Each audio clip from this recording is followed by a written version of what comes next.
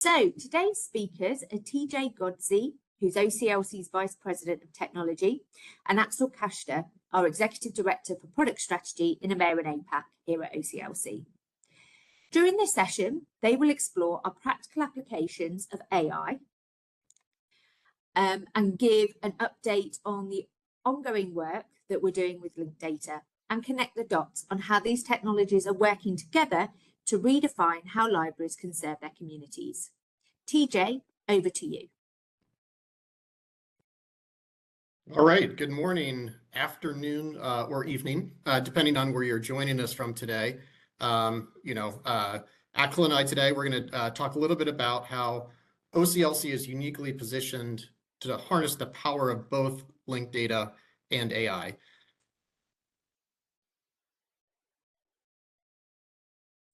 Let's see here, sorry. There we go.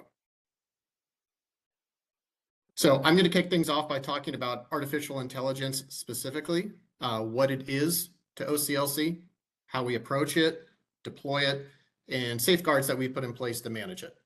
I also want to assure you that, while we are going to talk a lot about AI over the course of the next hour, Axel and I are, in fact, not AI bots. We are very real people, excited to talk to you about this topic today.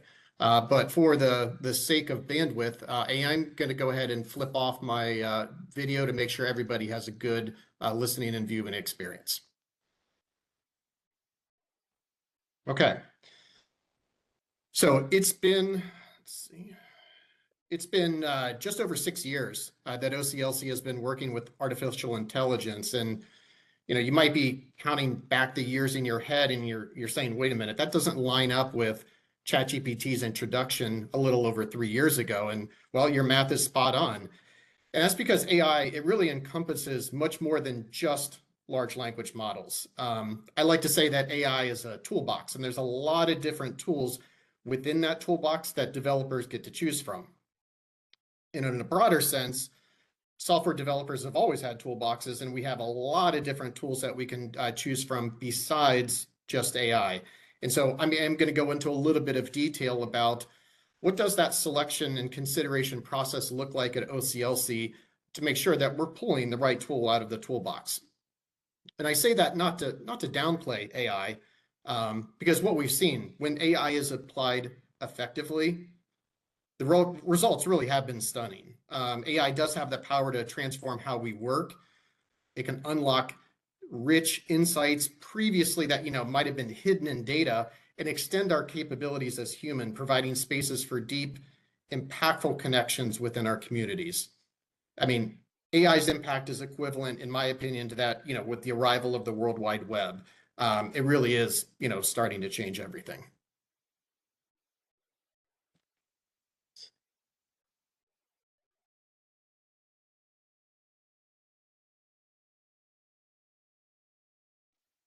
So balancing the significant benefits that AI can bring, there's also with it very real concerns that libraries have about this new advancing technology.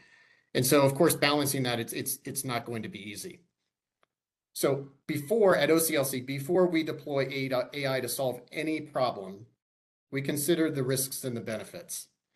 Concerns like those that are listed here are central to our thinking. Our philosophy on a new technology adoption is always start small and iterate. We always want to prove out the value and the benefits along the way. And we also explore lower risk alternatives. So, if we're confident that the expected benefits outweigh the risks and that there's no lower risk technology that can solve the problem effectively, then and only then do we consider implementing an AI solution. And we do so in an ethical, transparent, and responsible way.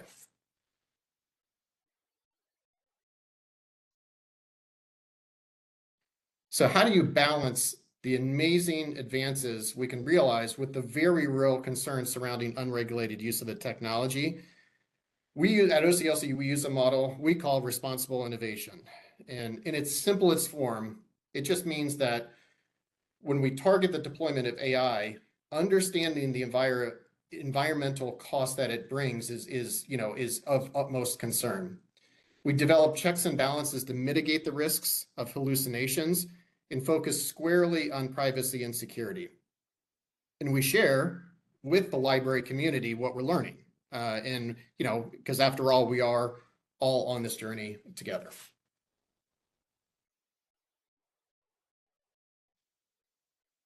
And at OCLC, we're deeply committed to creating software solutions that not only meet technical and user needs, but also prioritize sustainability. To minimize energy consumption and maximize efficiency, we have several different paths that we can take. First, we are blessed to have a small GPU footprint for AI development that we host on our own data centers at OCLC. This approach is more cost-effective and environmentally friendly when you compare it to running the same types of tasks in the public cloud, particularly when you're working with our large data sets. Additionally, we can employ different technologies that allocate computing resources only when needed. So that means we avoid maintaining infrastructure that might sit idle for most of the day, week, or even months on end. So by eliminating that excess capacity, we ensure that only the necessary computing power and storage are used, significantly reducing energy consumption. So this philosophy of efficiency and sustainability is central to how we approach AI development. As developers, we believe it's essential that we critically evaluate the purpose behind introducing AI features. We force ourselves to answer the question, are the innovations genuinely improving workflows and delivering meaningful value to our customers, or are they just being implemented to just ride the wave of marketing hype without fully accounting for the broader consequences? So not every project requires resource-intensive technologies like deep learning or generative AI. And given that much of our work revolves around structured metadata, we often find that there's more efficient machine learning approaches that are both sufficient and better aligned with sustainability goals.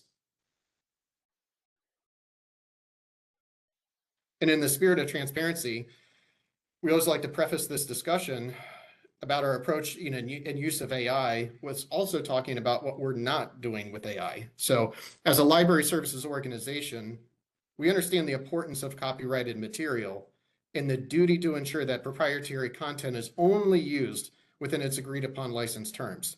It's worth noting that OCLC does not have or process the content of the publications that it catalogs, and that data is cooperatively managed by OCLC and member libraries and has not been used to train any large language models like ChatGPT or Google Gemini.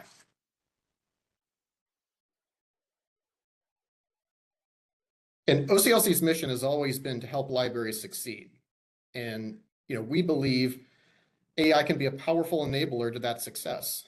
For decades, we've focused on delivering efficiencies that have a real impact, from discovery and resource sharing to cataloging and collection development. We see AI supporting the continuation of this mission and helping us to work faster and smarter. So today, we're going to take a little walk. We're going to take a walk through the different product areas at OCLC where AI's already had a dramatic impact. And so we're going to start our walk kind of in a logical fashion, working from the inside out. We're going to start that walk at the heart of OCLC, which is WorldCat, one of the world's most respected data sources.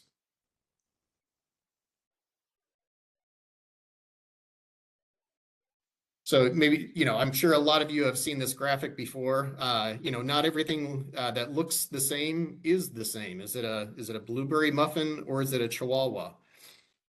For those of you that don't know, WorldCat has just over 600 million bibliographic records, and duplicate records within WorldCat had become a real issue. And so roughly 18 months ago, we ramped up our efforts to combat that problem. In full transparency, our legacy deduplication process, quite frankly, it wasn't scaling well as the size of WorldCat scaled. And so we had to completely change our approach. And so, we looked at AI and machine learning as a possible solution to that problem. But first, machines need to be trained to recognize the importance of even the tiniest of differences. And we at OCLC believe that AI really is at its best when it's guided by human expertise. Our journey with AI is a partnership where, the insights and values of library professionals shape how AI serves communities. So I want to reemphasize that AI isn't just ChatGPT and large language models. Machine learning is a specific type of artificial intelligence, which involves training algorithms on data to enable them to make predictions or decisions without explicit programming. To train a model, catalogers were engaged in a data labeling exercise, reviewing thousands of records to ensure that the model that we used for deduplication learned from those library experts. And as with most innovation, as I mentioned before, that we do at OCLC, we iterate. So in 2025, from February to May, we began testing our first iteration of AI record merging technology for printed English language books. Print English books represent the largest category of materials in WorldCat, and it was the format that was most rigorously reviewed, tested, and improved in our machine learning deduplication activities. On completion of just the first iteration with English language books, we were able to merge more than 2.3 million duplicate records from WorldCat. Our next iteration opened up the process to books of all languages. And I should pause there and say, between each one of these iterations, there was, tuning that we were doing to the model to ensure it was ready for kind of that next step of the evolution. So that next step, opening it up for books of all languages, and in total, more than 400 language codes. And with that run across, and again, with the help of our library professionals, doing the data labeling exercise, and if I'm not mistaken, I think we ended up getting help from 63 different member institutions. On that next pass, we were able to iterate and dedupe another and bring the total up to 6 million records.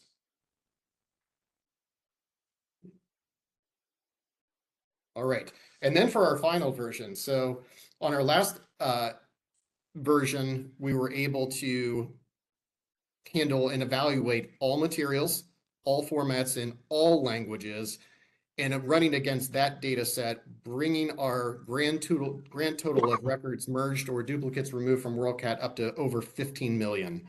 So, I mean, just absolutely amazing what the technology can do, in partnership with our member libraries.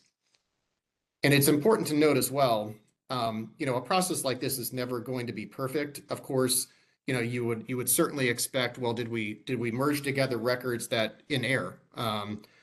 To this point, even after merging 15 million records, at this point to date, as of I think maybe a couple of weeks ago, we had only had to unmerge about 350 of those original merges, which is, again, from an accuracy perspective, I think it's really a testament to the iterative approach and kind of methodical approach that we took to solving this problem. And the great thing as well, from a just looking at this from an environmental perspective, I mentioned our legacy deduplication process and that it wasn't scaling well. And the reality was it was pretty much running all the time, which of course, from an efficiency perspective, an environmental perspective, not a great thing. With this new completely re-innovated solution that we use, we're able to run against all of WorldCat in about a 2-week period of time. And all of the iterations that I just talked about over the course of 2025, I think grand total of about $6,000 worth of infrastructure cost, which might sound like a lot of money, but for the return on investment and the value that it provides in a cleaner WorldCat, we feel like it was well worth the cost. And in speaking of a cleaner WorldCat, as I mentioned, not only does that mean lower maintenance and infrastructure cost, but it also improves the discovery experience. So shifting gears a little bit, we're going to keep our journey going here. And I'm going to talk a little bit about, we're going to stick with data, but we're going to talk in the opposite direction now. So instead of removing data, we're going to talk about how we're using AI to make enrichment of WorldCat records more efficient for our catalogers. So the Dewey Decimal Classification, the Library of Congress classification, and the Library of Congress subject headings are three of the more time-consuming metadata elements to determine, right? And we felt that the combination of WorldCat and AI can make a huge impact in this particular space. So we began iterating, testing and learning. First, what we wanted to try was right out of the gate, could we actually predict, those three particular fields just using a commercial LLM, something like a ChatGPT or a Gemini? So we ran some small scale tests, testing that out. And surprisingly, it was actually not bad. I mean, it was about 65% accurate. Not terrible, but we felt like we could do better, especially since, that wasn't any sort of custom trained model. It didn't really incorporate WorldCat data. That was just really taking a commercial LLM out of the box. Next, the next iteration that we did is we created a vector database from WorldCat data and ran it through the same battery of tests. And so, of course, what we were looking for is not just a single prediction for each of those particular fields, like for Dewey Decimal Classification and the Library of Congress classification. We present back to the user what we think the top three predictions in each of those particular metadata fields are. And for the subject headings, I think we return back our top five. And again, ordered what we think is most likely to least likely. And our initial iteration on that, better than what we saw with a commercial LLM. I think we had about a mid-70s, maybe 78% accuracy rate before really doing any significant tuning. And then after rounds and getting feedback, and we are blessed here at OCLC to have catalogers on staff, so we could get near real-time feedback as we tune this model. We were able to get the accuracy rate up to about 93%, which we felt like was pretty fantastic. So, and then as well, those numbers will only really get better over time. So each time that a cataloger uses the AI prediction that you're kind of seeing on your screen here, we keep track of two key pieces of feedback. First, did you use the suggestions that we sent back to you? And second, if you did use one of the suggestions, what position, was that suggestion in? Those two key pieces of feedback allow us to continually adjust and optimize our predictions over time. So the more you use it, the better it's going to get. So I would encourage you, this AI is available, whether you catalog through OCLC and use our products like Connection or Record Manager, take advantage of it. Would love to hear your feedback, and we're certainly excited about hopefully some time savings we get back to you when you're cataloging. So even with a deduplicated WorldCat and faster enrichment of metadata within WorldCat, believe it or not, users still might have trouble finding what it is that they're looking for. So where the previous examples, where we ended up landing would probably be more considered machine learning, we did feel like the logical choice for search suggestions was to leverage an LLM. And since search suggestions are a 24/7 feature that receive constant traffic, the reasonable approach was for us to host that solution on-prem on those GPUs that I mentioned earlier. So, but being mindful of environmental impact, we also don't want to invoke that LLM every single time a search is conducted against WorldCat. So really what we selected was we only invoke it when a user has entered search terms that result in 0 search results, and then only apply it in certain cases. So for instance, if somebody only puts in maybe a couple of letters and hits search, or maybe 2 or 3 letters, we're probably not going to invoke the LLM to try to get alternative search suggestions in that case. But to give you an idea of volume, zero search results at OCLC. Again, volume in searching against WorldCat varies depending on the day of the week. But in general, our data and analytics tell us that users encounter this scenario where they get zero search results anywhere between 25,000 and 70,000 times a day. And we only invoke the large language model to try to find alternative search suggestions in about 12,000 to 35,000 times, out of that 25 to 70. When presented back with AI suggestions, we find that users take advantage of those somewhere between 3,000 and 7,000 times a day. And then, did it help, right? I mean, at the end of the day, we're trying to help people get to what they're looking for. And so what we found so far is that between 1,000 and 2,000 times a day, the end user or patron ends up actually taking action based on the research on the search suggestion. So, in full transparency, okay, but we think we can get better. And so this is still very much in its early stages.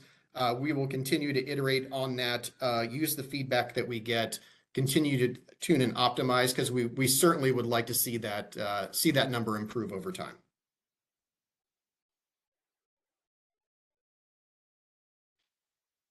And last, but certainly not least, is resource sharing.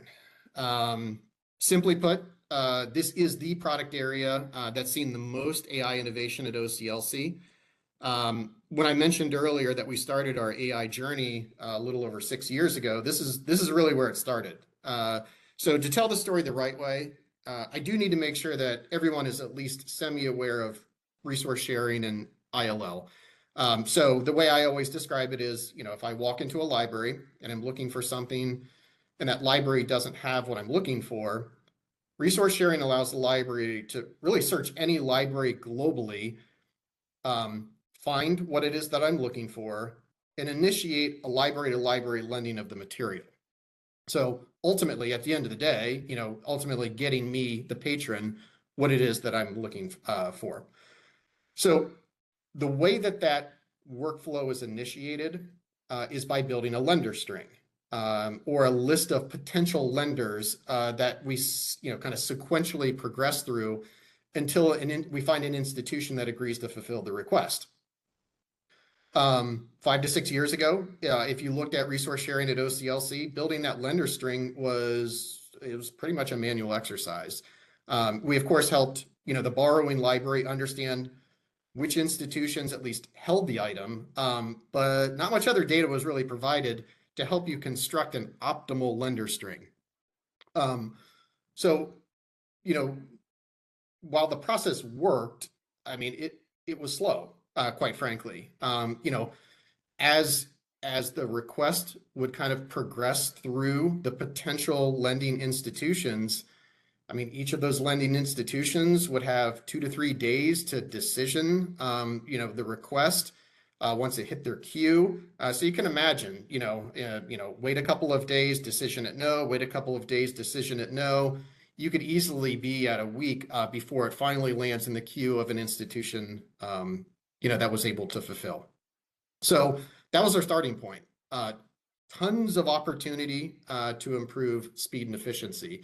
And so what you see on the screen here is kind of our methodical approach to how do we holistically kind of transform this entire space using different technologies, different uses of AI.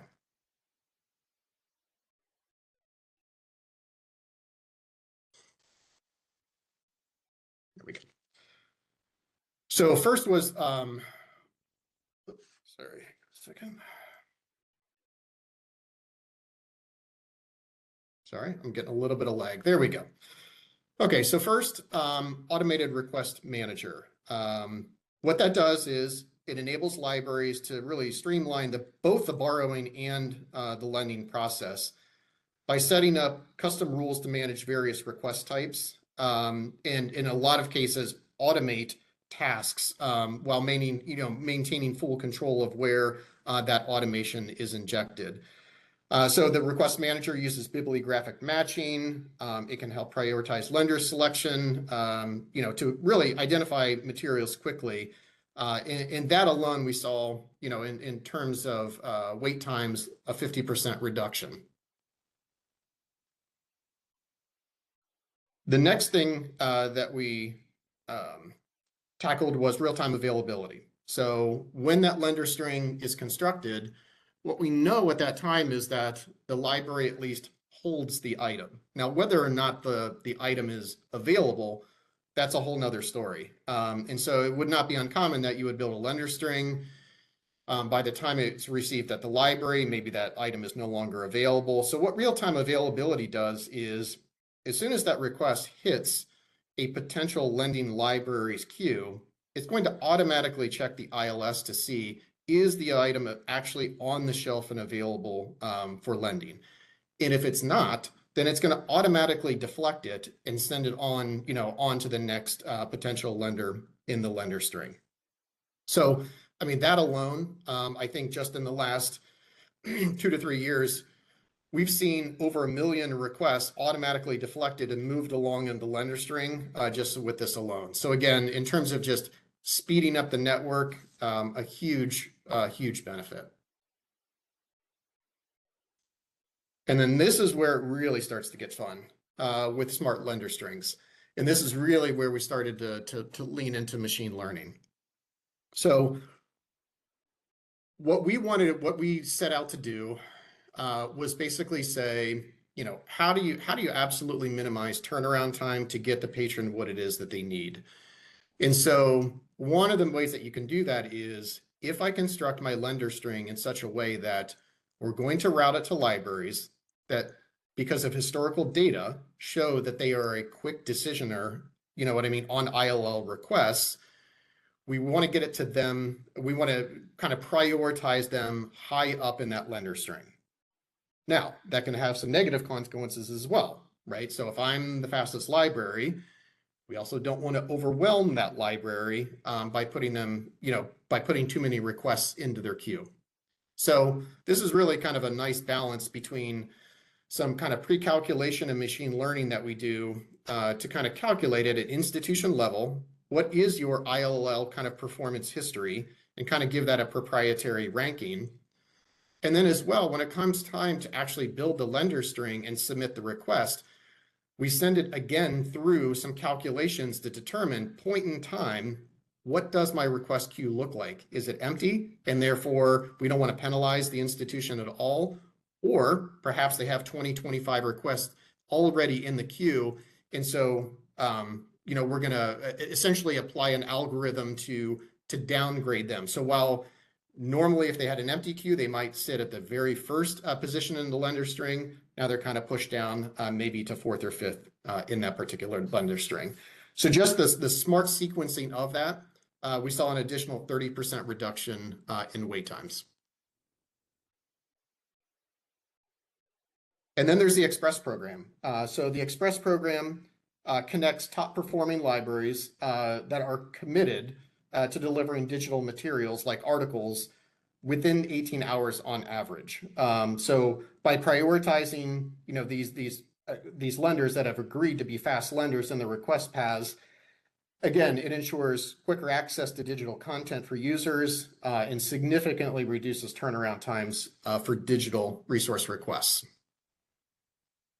And then the last and most recent item that we've put within the resource sharing platform is what we call intelligent timing. So all the really interesting and cool things that I talked about earlier with optimizing that lender string, this just added one additional layer on top of that.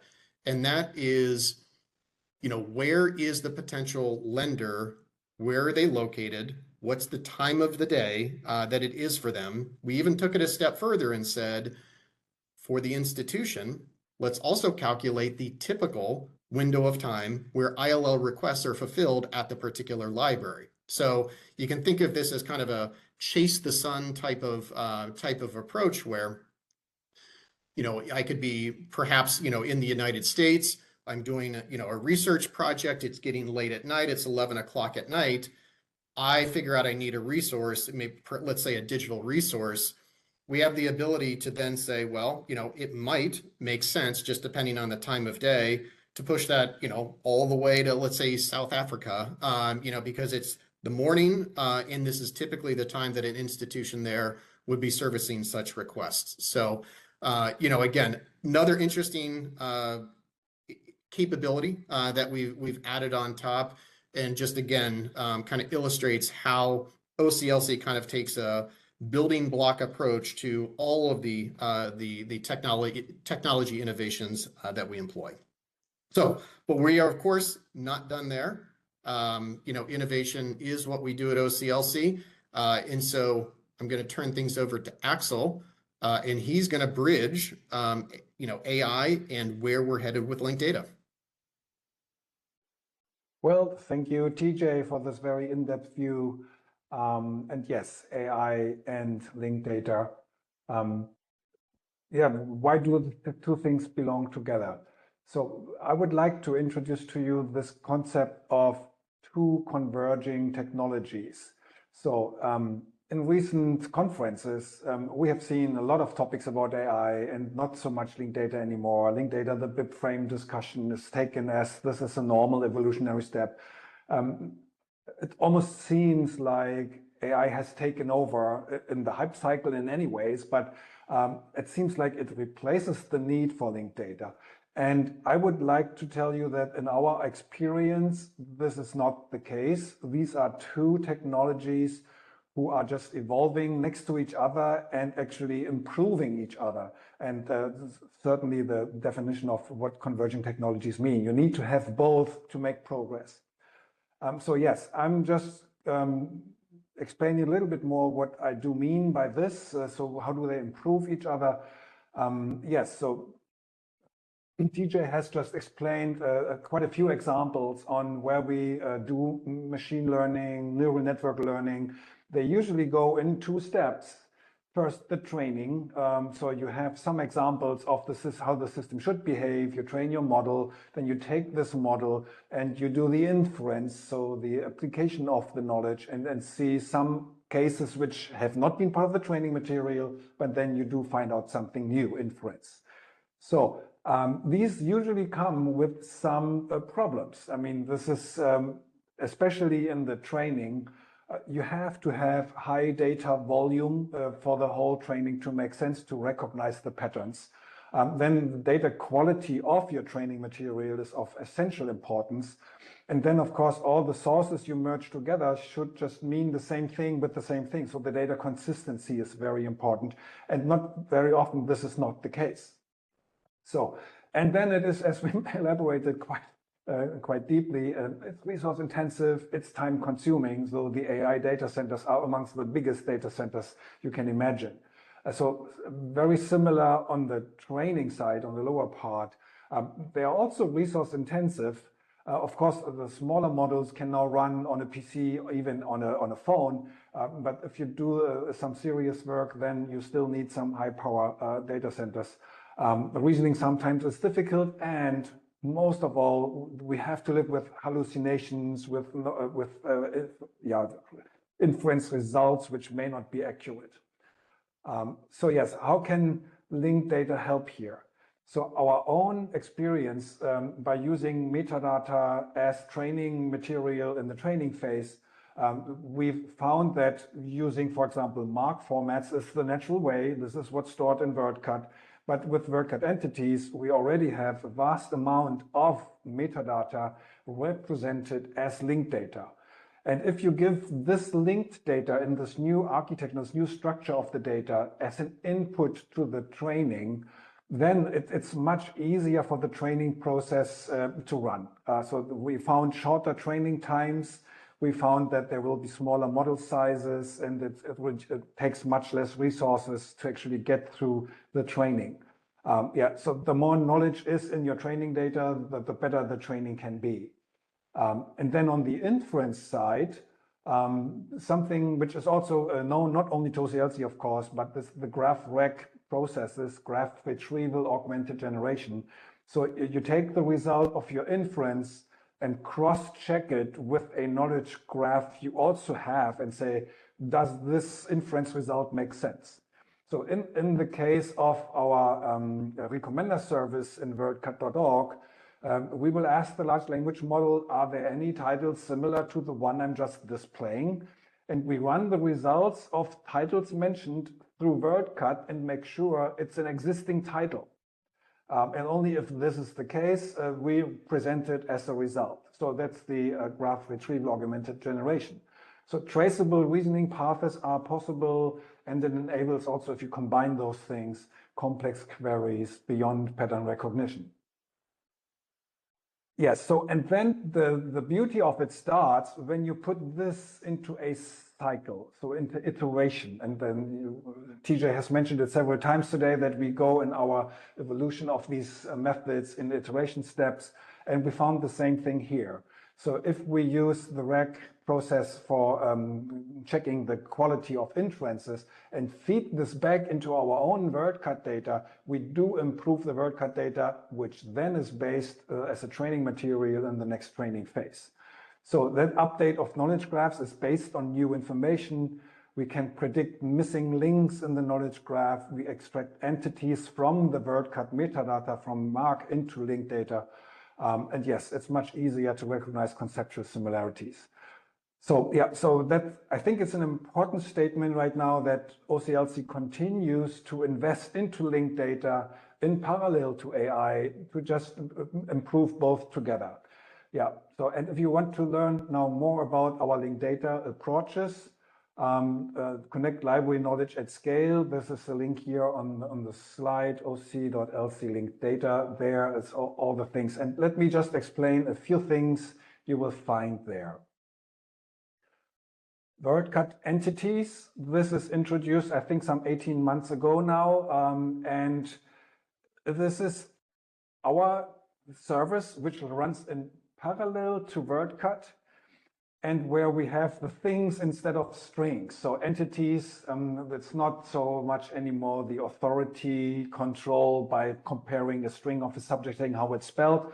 It really gives URIs, the universal resource identifier, for those things which can be identified. I mean, persons, easily identifiable, events, places, organizations, and also we have a long tradition of recognizing works out of the expressions and the manifestations.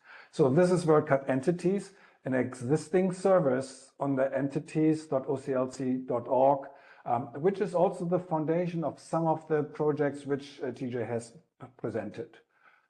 So yeah, if you go there, you will be able to search the existing entities, and then this is an additional service on WorldCat entities, which is called OCLC Meridian. So in addition of searching and browsing the entities which were retrieved from WorldCat and other sources, you can also create and curate connected linked data.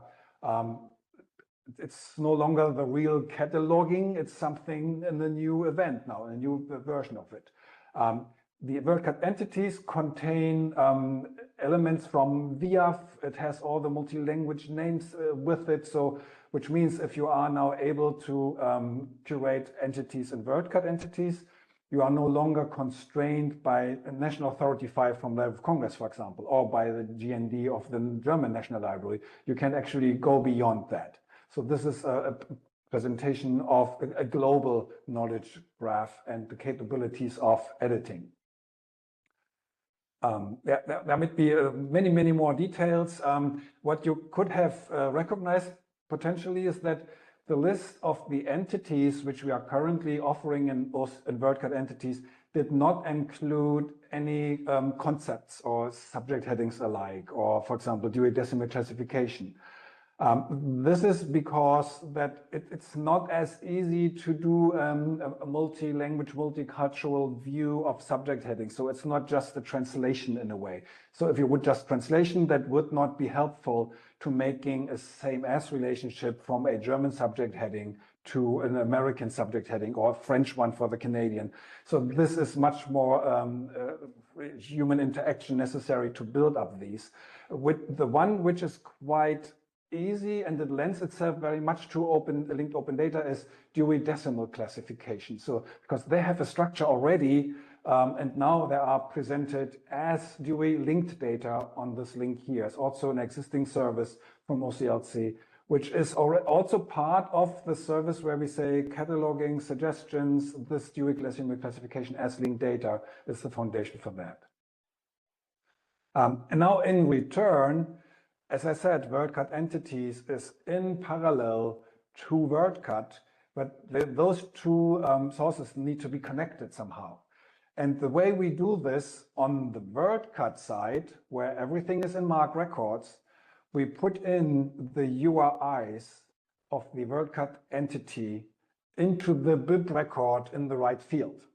Here our example, there's a bib record and the 700, Jeff Mixter is a secondary author for this particular book.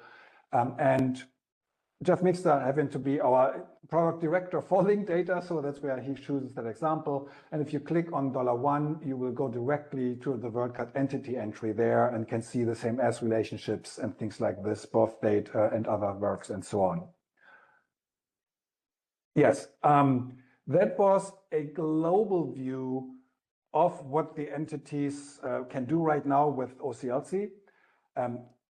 Similarly, there are very many initiatives around the world, like in the Netherlands, and we are very active with the National Library. We are in Germany with the German National Library. We are in Japan with the Diet Library.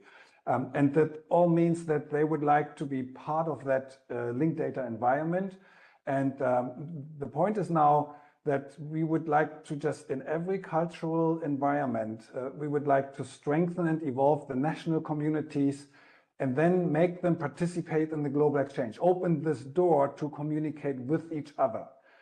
In opposite to which was maybe in the past a globalization idea that there is one idea everybody has to agree to. And we found out that this is not working, especially not in the library world. So that's why we introduced in 2017 the Syndeo principle, Syndeo approach, that metadata solutions in every country first and foremost have to serve that country, and OCLC is helping each of those to participate in the global exchange with things like WorldCat entity. And what we take into account, many different things. So the metadata management model is different. So the WorldCat is, for example, a very well-established union catalog in the US. Outside of the US, it's usually a data source for foreign records. It's not so much the management tool for everyone. Metadata format is different in countries like France, Italy, Portugal. They're using Unimark, Japan, China, using different formats.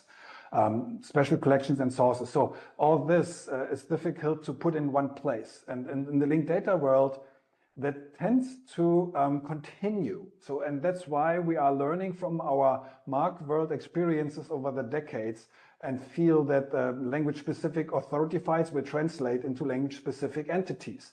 National metadata hubs will still have a national infrastructure, even in the linked data times.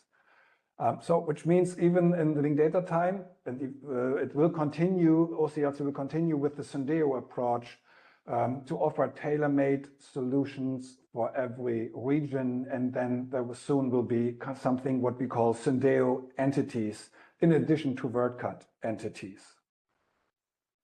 Yeah, Syndeo for bespoke linked data, create local and national regional entities built on local, national, regional authority files, allow language-specific entities, allow topic-specific entities, and allows same as relationships between those, so that the connection, the knowledge graph of each country can grow together. Yeah, so that's, and then one example, we are going, right now it's already visible how this, specifics of the Arabic world are shown. So we have introduced an Arabic discovery catalog, and I just wanted to make you aware that this is just not only a different script, but also right to left, and then also the different knowledge graph representation of it behind the scenes. So yes, there's a slide which came from IFLA, and that's why Kazakhstan was there, of course, one of the examples we gave. Not going too deep, to just show you, yes, this is something where we have an international representation of our knowledge graph in the Arabic world.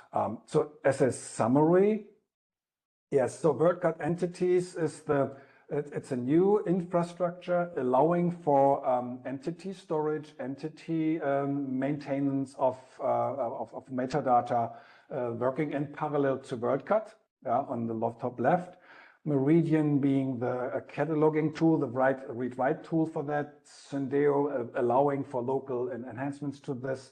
Yeah, it's the OCLC linked data entity backbone, improving discoverability with knowledge cards and authoritative trustworthy metadata as the source for the future. And it is going beyond BibFrame, but it will of course work together with BibFrame. So that's kind of the summary and my last slide for the linked data aspect of our approach forward together with AI. Yes.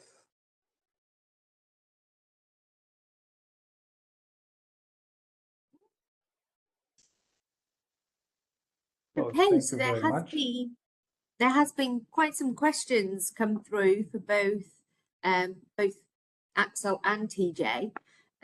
We'll try and cover as many as we can in the next few minutes, but any that we don't cover, we will follow up afterwards so that you do get your question answered. It may not necessarily be in this space though, just because of the sheer amount that we've had.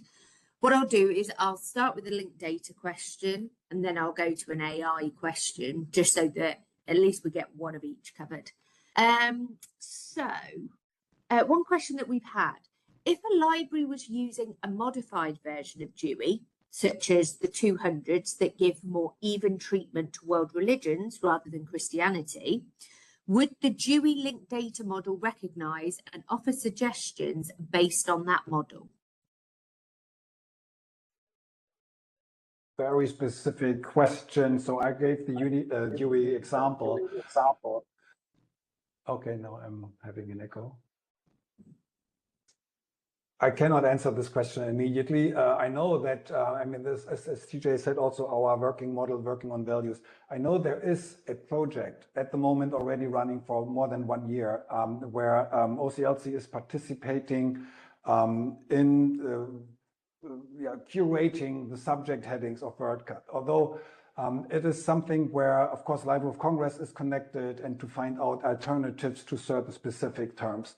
So the decimal classification, the beauty of it is decimal, it is numbers, and then there's explanation about it. So the explanation would have to change. It's probably not so much the numbering scheme. That's me not being librarian talking simplified about it. But I would like to refer to this question to somebody who is more a cataloger, and I know TJ is not, as I am not. So.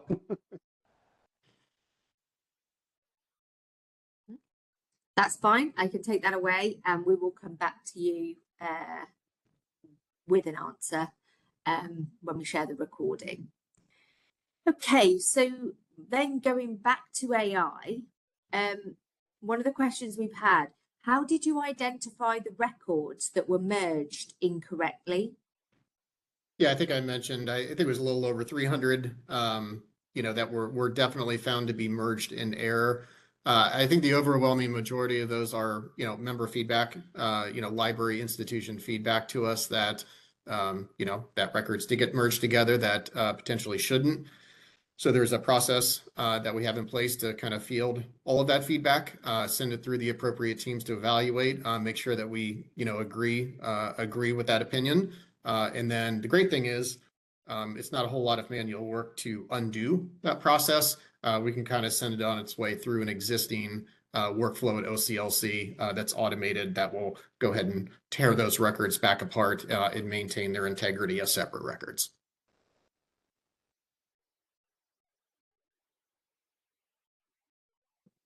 And another question that we've had, and I'm not sure if you'll be able to answer this now or whether it's one we'll need to take away.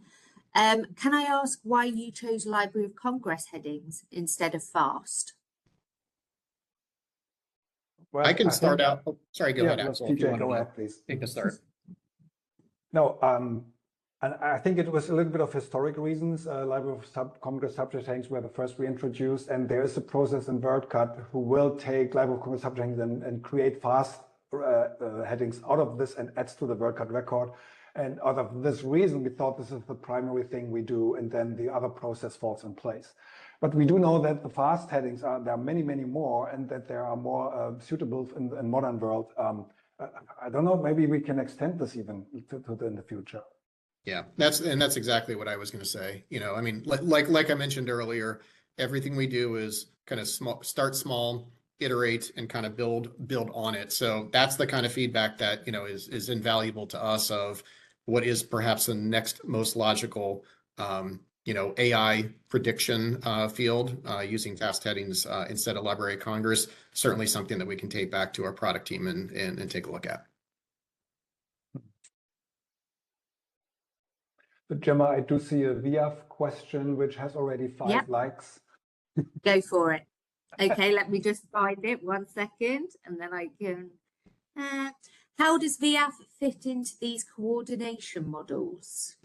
Yeah, so this is a good question, and the answer in VIAF is one of the major sources for WorldCat entities. So which means if you look into WorldCat entity today, you will see actually all the files aggregated from the 40+ VIAF partners as entities. And of course, VIAF, the strength of VIAF is that the names who should refer to the same person are already combined. And we create one entity out of this, and each language version of a name is one label for the one entity. So VIAF is the perfect example to bring over to linked data, and this is kind of the core of the names in WorldCat entities. A second source is, of course, going through BIP records of WorldCat and finding persons who are in none of the authority records from any national library, and that's the second group which we fit into WorldCat entities persons. But VIAF was the seeding of WorldCat entities persons.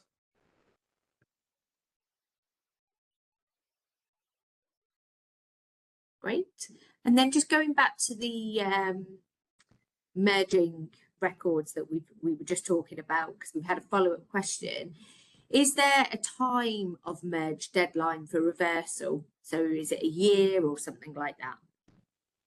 That's a good question. Honestly, I'll need to do some feedback on that to see, is there kind of a point of no return where, you're not able to kind of rip those 2 records back into their kind of separate records and entities. Great question. I don't know if there's a distinct timeline on that, but certainly something I can do some research on and get back. Great.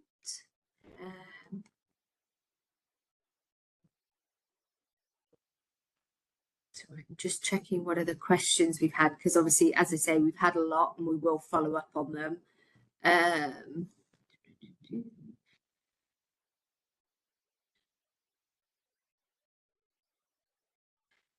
Is AI used in the Express program? The Express program specifically, no. So, I mean, the look at resource sharing was really kind of a broad look. Some of it, that we talked about was just, just pure automation, not necessarily AI. A lot of machine learning when you think about lender string optimization and, kind of the chase the sun, intelligent timing. The Express program is at its core, it's really about how do you get like-minded institutions to participate into kind of a pseudo group where they're committed to quick response on digital requests. And so no, there's not any special like AI under the covers. It's more of a, if you want to participate in a group, and are committed to kind of that quick turnaround on things, then that's kind of how that's driven. So. Yeah, maybe TJ, this is kind of an additional attribute which feeds into the AI built lender string. Sure. Yep. Mm-hmm. Yeah. Mm-hmm. Yeah. So 2 techies talking to librarians. That's the beauty, isn't it? Okay, I think we'll wrap there purely because there's so many questions that I think all the others we're going to have to follow up with separately, and I've got a couple of things to just mention before we finish. So rest assured, I will take a copy of everybody's questions that have come into our chat, and I will take them away and speak to the right people internally, starting obviously with Axel and TJ, and we will get some responses back to you within the next week or so. So that being said, I just wanted to share that if you want to hear any more from OCLC with regards to latest research reports, events, products, news, etc., then please you can subscribe using this web link that you can see on the screen here, which is oc.lc/mail, and that will allow you to then go to our preference centre and sign up to communications. Additionally, if you need a certificate of participation, then please contact me. I will now put my email address in the chat so that you have it. If you send me an email, I will then be able to issue you with a certificate of participation, as you can see here on the slide. And that wraps today's session. I'd like to thank both Axel and TJ for presenting today. We will be in contact with the recording and the slides and the answers to the questions. And with that, I'd like to say thank you for your time and goodbye. Thank you very much, everyone. Thanks all.